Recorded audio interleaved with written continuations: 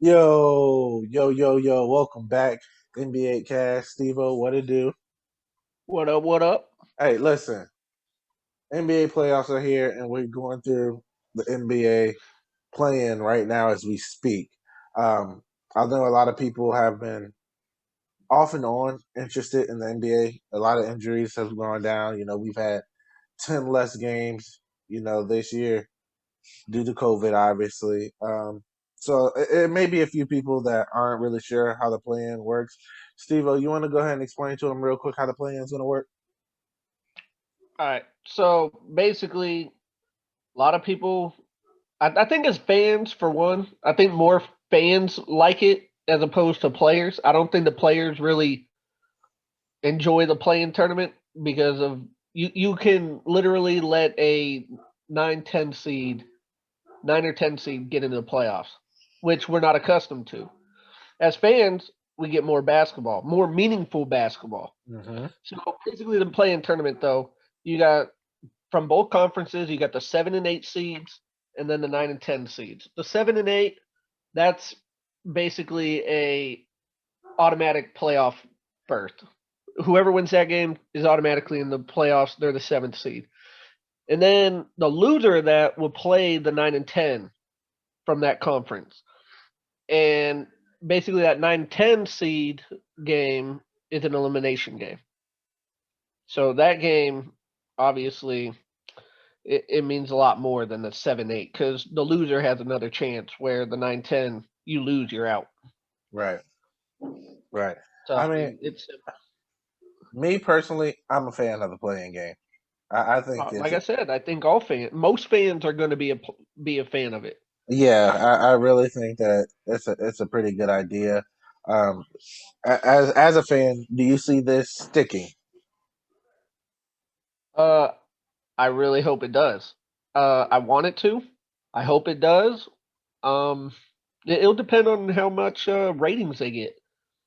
I feel like if the ratings are high, there's no way they're going to just cut it. I mean, there's no downfall in keeping it. There really isn't. Yeah, like you said, one the ratings should be high. Like you said, Hmm. these are meaningful games, and obviously the play-in started today, and today being the Eastern Conference play-in games. Right now, Hmm. currently as we speak, Boston and Washington are playing, and they're playing as the 7 and 8 seed. So according to you, the winner it has an automatic berth into as being the seventh seed in the playoffs. Yep. Now, earlier today, we had the ninth and the 10th game, or the For ninth the and 10th Eastern seed. Conference, Yeah, seeds go at it in the Eastern and it was Conference ugly. from the very beginning. Yes. Charlotte looked like how they played in the beginning. Ooh, excuse me. In the beginning of the season, they look like Hmm. trash. They look like they did not. They've never played together. Lamelo Ball was a dud out there today. Obviously, they're still playing without Gordon Hayward, which is huge for them because they're already not the greatest offensive team in the league. And No. believe it or not, statistically, they're one of the better defending teams in the league, and they gave up 140 points today. Yes. However, Indiana is one of the highest scoring teams in the league. Indiana also played without Karis LeVert. Yeah, they did, but they still got weapons. I mean, you got Sabonis, who's a walking triple double. He was 1 assist shy, and it's because they were up by so much he didn't even see the fourth quarter. That man Yeah, had 21 boards in 3 quarters. yeah, that's insane. Sabonis is almost like how Kevin Love was when he first came in the league. Yeah. Just a monster, man. And I mean, honestly, his dad happened to be one of the. Some people right? say his dad was. If he went to the NBA earlier, he may have been the goat. People actually will say that because he didn't come to the NBA till he was around 30. Yeah, So I yeah. mean, And who knows? I mean, he he's a was. legend. Yep. Sabonis, the dad Sabonis, is a legend of his own. So it's only makes sense that baby Sabonis can ball out himself, and he's been like you said, he's been leading that team, and he's been doing it all year. He Hmm. also he was an All Star game this year, wasn't he? I believe he was. Yes. I think so. So that just goes to tell you, and it's not like he's very flashy. He's not a flashy guy. No. He gets the job done. And if you Hmm. can get into if you can get into an All Star game with that kind of play style, that's huge because the All Star game these days, mostly popularity contests. Hmm. People want to see entertainment, and for Sabonis to get there, that was pretty decent. So yeah, Yep. going back to that game was bad. Michael Jordan was ready to smack every Malik Monk in the back of the head Yeah. all Yeah. It over was it. ugly, like you said, early, and it just got worse from there. Yeah. So yeah, like we're No defense. saying, the Washington Boston game's going right now. Washington's currently up. I personally have Washington winning this game outright today. No Jalen Brown. Yeah, The I Celtics think have just been bad. most people would probably take Washington in this game because Washington has been playing. They've been playing good as of Yep. late. Because remember, they were through like the first 20 games. They were like the worst team in the NBA, Yep. and everybody basically wrote them off. And then Bradley Beal and Westbrook finally got healthy, started going, and they went on little winning streaks. Yeah, and basketball is literally a game of runs, and that's what they did. They kept getting run. They kept getting a little win streaks. I'm gonna call them runs in this case, and then eventually it fought them back into this playoff race. So Hmm. it's good to see. But obviously, I'm sure everyone is waiting on tomorrow. Tomorrow's Oh playing yes. games are the biggest games. Until the actual playoffs. I mean, Yep. who's not ready to see the Lakers and Golden State?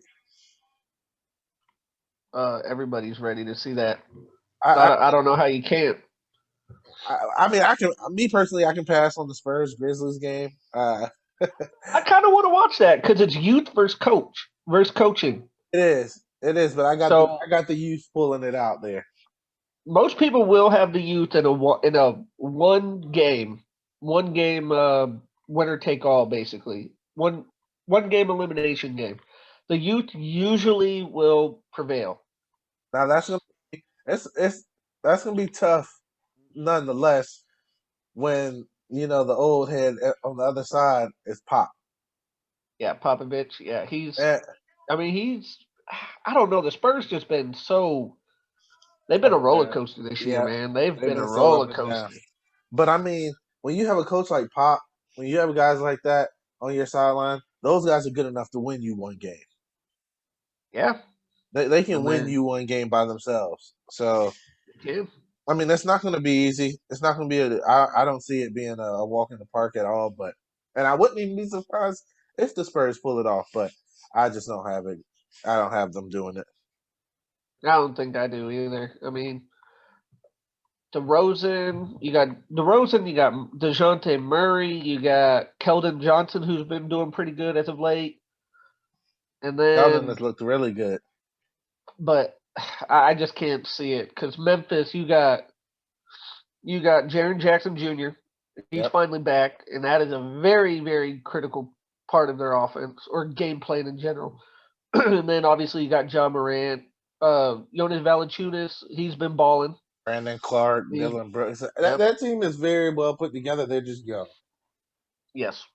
Yeah, they're going to be them and the Hawks are probably going to be the best, like basically up next Yeah, type of team. I agree.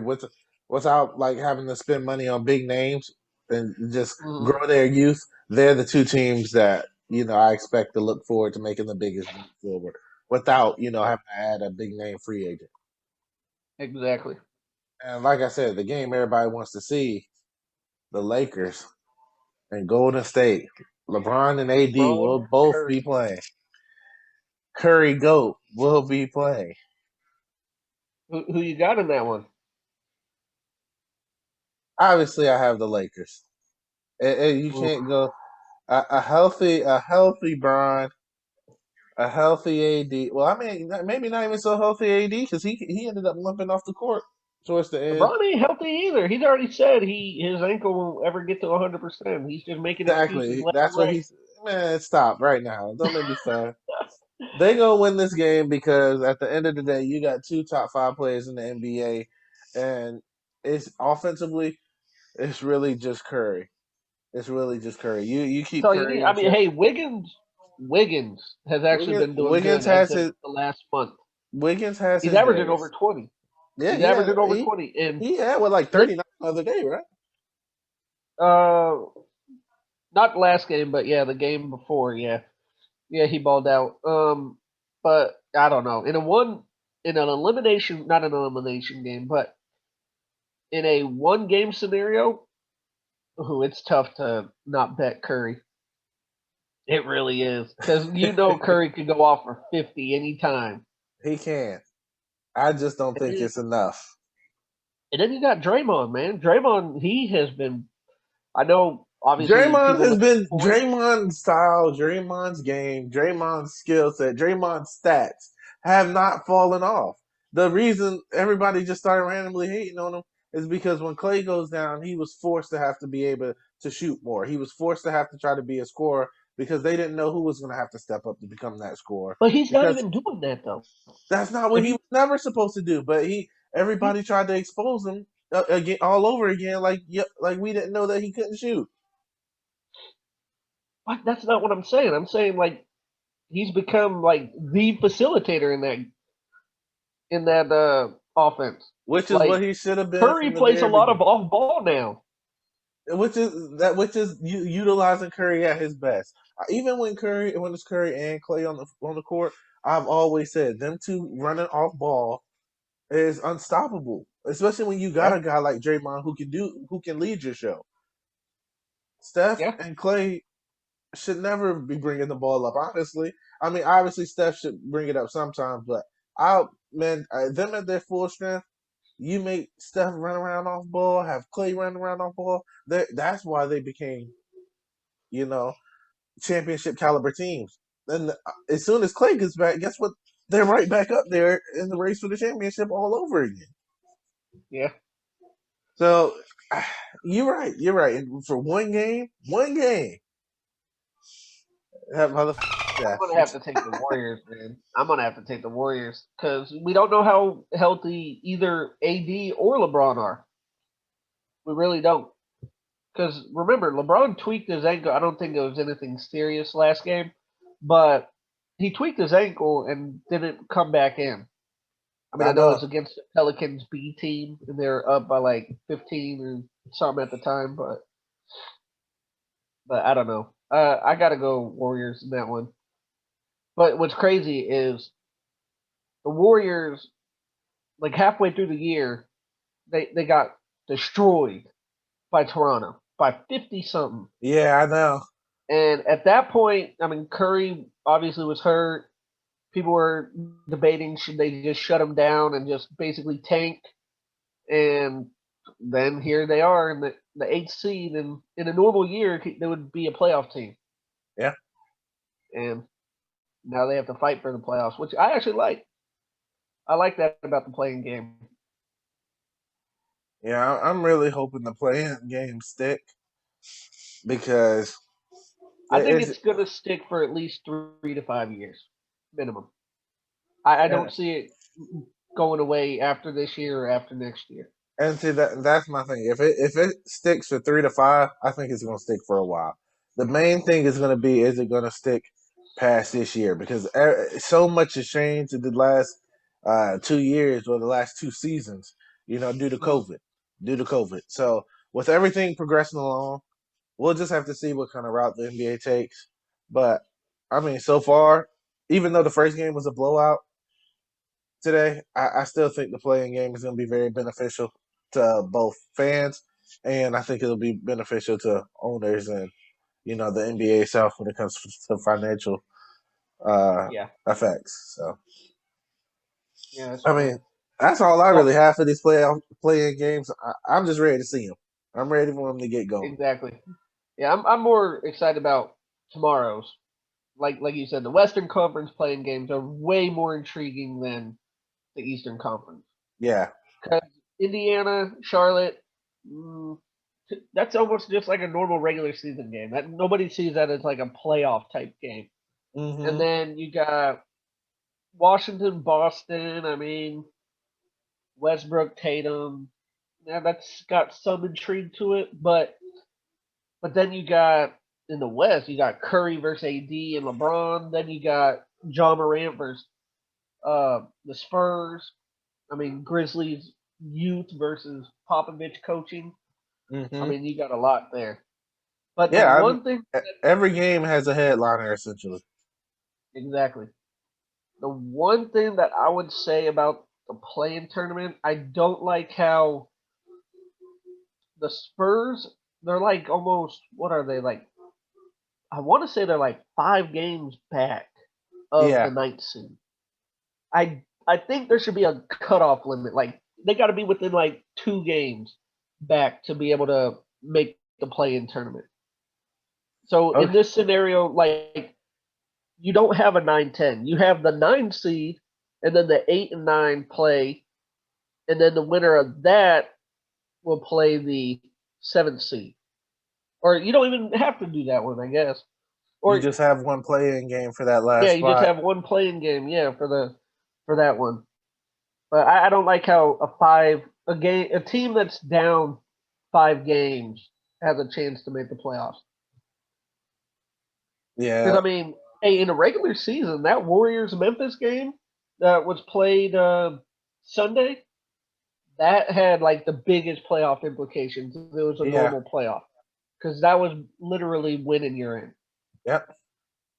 So I don't know. I'm I sure. do like the play-in tournament. Just I think they should make some changes to it. Yeah, I'm Just, sure. Again, if they keep it, there's going to be some adjustments. There's going to be some stipulations involved because yeah, I mean, let's be honest. It's only a matter of time before somebody's like, dude, the 10th seed. That's like, especially in the East. The 10th seed in the East can very well be 15 games back. hmm And excuse me. well, And I wait, don't think they'll be that far back. Come on, man. well, I no, I'm I being know what you're saying, but yeah, dramatic, but when it comes to the East, they can be quite a ways back. And at that point, you know, do they really deserve a chance? yeah. See, that's what's going to happen. I mean, I don't think they do deserve a chance. If you're that far back, I mean, because with this play-in tournament, I don't think teams are really going to care about making the 8th seed or the 7th seed or anything like that anymore.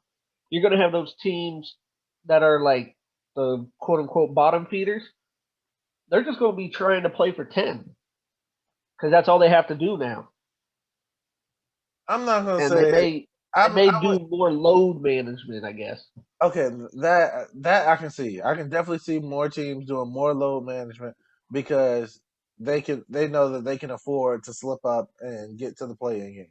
That I, hmm but to see people not caring enough, just to make the playing game, that I can't really see, especially when you are adding, two more teams to be able to play in for these playoffs. Yeah, So yeah. While we're in the basketball news, um, coach of the year, do you agree with it? So Monty Williams for the Suns won it. I know I personally think Tom Thibodeau got robbed. Tom Thibodeau didn't have the top seed in his I understand that. I understand. conference. They had a second, but yes, I get what you're saying. But the Knicks, man, Knicks were a laughing stock for I don't know how long.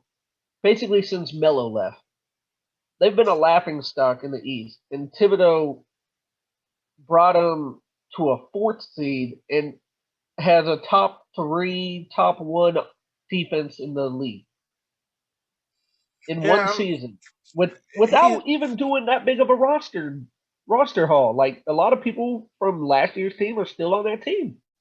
Yeah, the argument is definitely there. I'm not, by any means discrediting what he's done over there in New York. I'm not saying, Monty Williams was just flat out right, the coach of the year. But you just asked me, was I okay with it? Yes, I am okay with it. Not against Monty winning it. I wouldn't be against Thibodeau winning it. For them to make that big of a jump and for them to shoot up to a top 4 team, in the East, I think it's phenomenal. Now, also with that being said, you also have to think Boston has been dealt with injuries all year. The Heat have been dealt with injuries all year. Indy, they've had the only person they've had consistently all year was Sabonis. Everybody else has been in and out the lineups. So who's to say if everybody stayed healthy for the most part or didn't miss that extended periods of time? Who's to say that they keep that 4 seed? It's still a lot because let's be honest, the Knicks relatively stayed healthy. No one got hurt on the Knicks. At least no one with a super significant role. I mean, their starting center, Mitchell Robinson, was out pretty much all year. Mitchell Robinson is only a rim protector. That's all they use him for. Okay, and he when you have Thibodeau, hence they still win number 1 or top 3 defense in the league. Didn't matter. They were. Because you know why? Nerlens Noel. Yeah. He will not get much love for Defensive Player of the Year, but honestly, he should definitely get way more consideration than he'll get. He won't because his limited minutes are going to be the main reason. But yeah, Nerlens has always been great defensively. That's always been his niche. I remember him coming out of Kentucky. I thought he was going to be real good, but he never developed an offensive game. Nope. At all. And that kills you, the way the league has progressed and moved along. You have to have some kind of offensive game. Exactly. Well, that'll do it for our play-in. This our play-in little episode. Again, playoffs are here. It's here. It's here. So if you didn't have not tuned into the NBA at all this year, it's time to hop in it. It's time to hop in it. Earlier in the show, again, we explained the play-in a little bit for you guys. So definitely tune in now. The best bit of basketball is here. And then you guys know how it goes. We lose it for a couple months. So let's enjoy it, baby. Before we head out, quickly, top of your head, first team that come to mind, who's your NBA champion? Ooh, Brooklyn. I got to go Brooklyn. It's tough to not guess Brooklyn, man. It's tough to go against Brooklyn, too. I got Brooklyn winning it all, too, especially if Harden's hamstring holds up. If that hamstring holds up, the way him and Durant can play, they can compete by themselves. By the way, the true MVPs of this year are Curry, Harden, Chris Paul. I don't know what order, but those 3. I don't like that. I don't like that sigh. What does that mean? Harden's played in like half the games. I'm not okay. I know about the whole game situation and stuff, but CP's impact is huge, so I give you that. And I do have Steph winning it all, but you can't. You still can't discredit. Yeah, you still can't discredit what he's done, especially once he lost to Jamal Murray. Before the halfway mark of the season. Yeah, I mean, so I'm just saying, like, if we're going by actual most valuable player to their team, regardless of how many games they played, as long as because if I'm not mistaken, Harden, for anybody that's played over 25 games, has the best record when they're in the lineup. He's like I don't 30 doubt and that at 7. all. Because at one point he was 27-7, and then I think they played 3 more games. But yeah. All right, well, there it is. I said it sounds like we both got the Nets. It sounds like we both. I want Curry to win it too. So I think we're like. Unfortunately, he won't. But everyone knows he's the real MVP. Right. That'll do it.